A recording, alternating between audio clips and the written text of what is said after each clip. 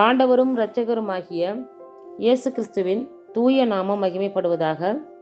Mark எழுதின சுவிசேஷம் 6ஆம் அதிகாரத்திலுள்ள வசனங்களுக்கான விளக்க உரையை பல்வேறு தலைப்புகளில் நாம் இப்பொழுது சிந்திக்க இருக்கிறோம். சொந்த ஊரில் இயேசு புறக்கணிக்கப்படுதல். அவர் அங்கிருந்து புறப்பட்டு தமது சொந்த ஊருக்கு வந்தார்.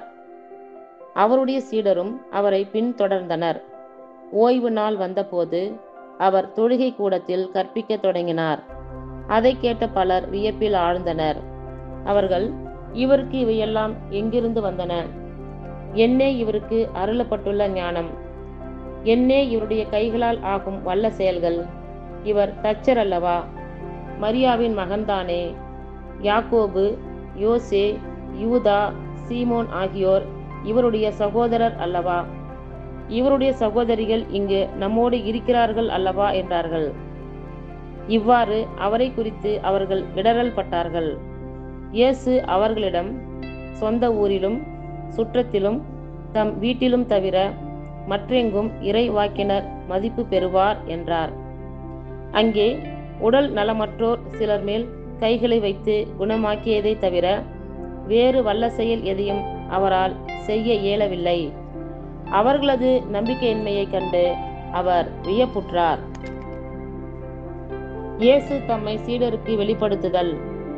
12 திருத்தூதர் அனுப்பப்படுதல். அவர் சுற்றிலும் உள்ள ஊர்களுக்கு சென்று கற்பித்து வந்தார். அப்பொழுது அவர் 12 வரையும் தம்மிடம் வரவழைத்து அவர்களை இருவராக அனுப்பத் தொடங்கினார். அவர்களுக்கு தீய ஆவிகள் மீது அதிகாரமும் அளித்தார். மேலும் பயணத்திற்கு கைத்தடியை தவிர உணவோ பையோ இடைக்கச்சையில் செப்பு காசோ நீங்கள் எடுத்துக்கொண்டு போக வேண்டாம். ஆனால் மிதியடி போட்டுக் கொள்ளலாம். அணிந்திருக்கும் அங்கி ஒன்றே போதும் என்று அவர்களுக்கு கட்டளையிட்டார். மேலும் அவர், நீங்கள் எங்கேயாவது ஒரு வீட்டுக்கு சென்றால் அங்கிருந்து புறப்படும் வரை அவ்வீட்டிலேயே தங்கியிருங்கள். எந்த ஊராவது உங்களை ஏற்றுக்கொள்ளாமலோ உங்களுக்கு செவி சாய்க்காமலோ போனால் அங்கிருந்து வெளியேறும் பொழுது உங்கள் கால்களில் படிந்துள்ள தூசியை உதறிவிடுங்கள். இதுவே அவர்களுக்கு எதிரான சான்றாகும் என்று அவர்களுக்கு கூறினார். அவர்கள் புறப்பட்டு சென்று மக்கள் மனம் மாற வேண்டுமென்று பறைசாற்றினார்கள். பல பேய்களை ஓட்டினார்கள்.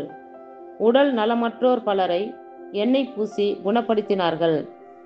திருமுழுக்கு யோவான் கொல்லப்படுதல். இயேசுவின் பெயர் எங்கும் பரவியது. ஏரோது அரசனும் அவரை பற்றி கேள்வியுற்றான். சிலர், திருமுழுக்கு யோவான் இறந்தோரிடமிருந்து உயிருடன் எழுப்பப்பட்டு விட்டார், இதனால்தான் இவ்வல்ல செயல்கள் இவரால் ஆற்றப்படுகின்றன என்றனர். வேறு சிலர், இவர் எலியா என்றனர். மற்றும் சிலர், ஏனைய இறை வாக்கினரை போல் இவரும் ஓர் இறை வாக்கினரே என்றனர். இதை கேட்ட ஏரோது, இவர் யோவானே, அவர் தலையை நான் வெட்டச் செய்தேன், ஆனால் அவர் உயிருடன் எழுப்பப்பட்டிருக்கிறார் என்று கூறினான். இந்த ஏரோது தன் சகோதரரான பிலிப்புவின் மனைவி ஏரோதியாவை தனக்கு மனைவியாக்கி இருந்தான். அவள் பொருட்டு ஆள் அனுப்பி யோவானை பிடித்து கட்டி சிறையில் அடைத்திருந்தான். ஏனெனில் யோவான் ஏரோதுவிடம், உம் சகோதரர் மனைவியை நீர் வைத்திருப்பது முறையன்று என சொல்லி வந்தார். அப்போது ஏரோதியா அவர் மீது காழ்ப்புணர்வு கொண்டு அவரை கொலை செய்ய விரும்பினாள். ஆனால் அவளால் இயலவில்லை.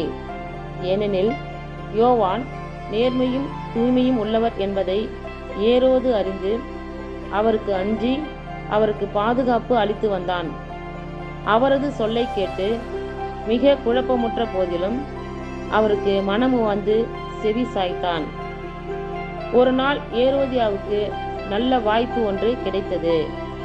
ஏரோது தன் பிறந்த நாளில் அரசவையினருக்கும் ஆயிரத்தவர் தலைவர்களுக்கும் கலிலிய முதன்மை குடிமக்களுக்கும் ஒரு விருந்து படைத்தான்.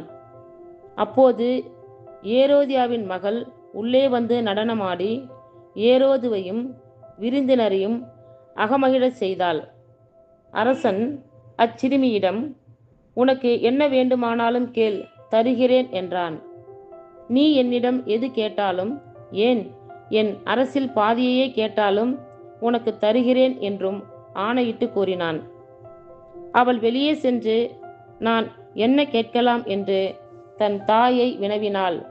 அவள், திருமுழுக்கு யோவானின் தலையை கேள் என்றாள். உடனே சிறுமி அரசனிடம் விரைந்து வந்து திருமுழுக்கு யோவானின் தலையை ஒரு தட்டில் வைத்து இப்போதே எனக்கு கொடும் என்று கேட்டாள். இதை கேட்ட அரசன் மிகவும் வருந்தினான். ஆனாலும் விருந்தினர் முன் தான் ஆணையிட்டதால் அவளுக்கு அதை மறுக்க விரும்பவில்லை.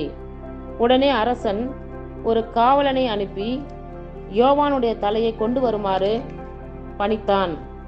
அவன் சென்று சிறையில் அவருடைய தலையை வெட்டி அதை ஒரு தட்டில் கொண்டு வந்து அச்சிறுமியிடம் கொடுக்க அவளும் அதை தன் தாயிடம் கொடுத்தாள். இதை கேள்வியுற்ற யோவானுடைய சீடர்கள் வந்து அவருடைய உடலை எடுத்துச் சென்று ஒரு கல்லறையில் வைத்தார்கள். 5000 பேருக்கு உணவு அளித்தல். திருத்தூதர்கள் இயேசுவிடம் வந்து கூடி தாங்கள் செய்தவை கற்பித்தவை எல்லாவற்றையும் அவருக்கு தெரிவித்தார்கள். அவர் அவர்களிடம், நீங்கள் பாலை நிலத்தில் உள்ள தனிமையான ஓர் இடத்திற்கு சென்று சற்று ஓய்வெடுங்கள் என்றார். ஏனெனில் பலர் வருவதும் போவதுமாக இருந்ததால் உண்பதற்கு கூட அவர்களுக்கு நேரம் கிடைக்கவில்லை. அவ்வாறே அவர்கள் படகேறி பாலை நிலத்தில் உள்ள தனிமையான ஓர் இடத்திற்கு சென்றார்கள். அவர்கள் புறப்பட்டு போவதை மக்கள் பார்த்தார்கள். பலர் அவர்களை இன்னாரென்று தெரிந்து கொண்டு எல்லா நகர்களிலிருந்தும் கால்நடையாகவே கூட்டமாய் ஓடி அவர்களுக்கு முன் அங்கு வந்து சேர்ந்தனர். அவர் கரையில் இறங்கிய போது பெருந்திரளான மக்களை கண்டார். அவர்கள் ஆயிரல்ல ஆடுகளைப் போல் இருந்ததால் அவர்கள் மீது பரிவு கொண்டு அவர்களுக்கு பலவற்றை கற்பித்தார். இதற்குள் நெடுநேரமாகிவிடவே சீடர் அவரிடம் வந்து, இவ்விடம் பாலை நிலம் ஆயிற்றே, ஏற்கனவே நெடுநேரம் ஆகிவிட்டது. சுற்றிலுமுள்ள பட்டிகளுக்கும் ஊர்களுக்கும் சென்று உண்பதற்கு ஏதாவது அவர்களே வாங்கி கொள்ளுமாறு நீர் மக்களை அனுப்பிவிடும் என்றனர். அவர் அவர்களிடம், நீங்களே அவர்களுக்கு உணவு கொடுங்கள் என்று பதில் அளித்தார். அவர்கள், நாங்கள் போய் 200 தெனாரியத்திற்கு அப்பம் வாங்கி இவர்களுக்கு உண்ண கொடுக்க வேண்டும் என்கிறீரா என்று கேட்டார்கள். அப்பொழுது அவர், உங்களிடம் எத்தனை அப்பங்கள் இருக்கின்றன, போய் பாருங்கள் என்று கூற, அவர்களும் பார்த்துவிட்டு 5 அப்பங்களும் 2 மீன்களும் உள்ளன என்றார்கள். அவர் எல்லாரையும் பசும்புல் தரையில் பந்தி பந்தியாக அமரச் செய்யும்படி சீடர்களுக்கு பணித்தார். மக்கள் 100 பேராகவும் 50 பேராகவும் வரிசை வரிசையாய் அமர்ந்தார்கள். அவர் அந்த 5 அப்பங்களையும் 2 மீன்களையும் எடுத்து வானத்தை அண்ணாந்து பார்த்து கடவுளை போற்றி அப்பங்களை பிட்டு அவர்களுக்கு பரிமாறுவதற்காக தம் சீடரிடம் கொடுத்தார். அவ்வாறே அந்த 2 மீன்களையும் எல்லாருக்கும் பகிர்ந்தளித்தார். அனைவரும் வயிறார உண்டனர். பின் எஞ்சிய அப்பத்துண்டுகளையும் மீன் துண்டுகளையும் 12 கூடைகள் நிறைய எடுத்தனர். அப்பம் உண்ட ஆண்களின் தொகை 5000. கடல் மீது நடத்தல். இயேசு கூட்டத்தினரை அனுப்பி கொண்டிருந்தார். அப்பொழுது தம் சீடரையும் உடனே படகேறி தமக்கு முன் அக்கறையில் உள்ள பெத்சாயிதாவுக்கு செல்லுமாறு அவர் கட்டாயப்படுத்தினார். அவர் அவர்களிடமிருந்து விடைபெற்று கொண்டு இறைவனிடம் வேண்டுவதற்காக மலைக்கு சென்றார். பொழுது சாய்ந்த பிறகும் படகு நடுக்கடலில் இருந்தது. ஆனால் அவர் தனியே கரையில் இருந்தார். அப்போது எதிர்காற்று அடித்தது.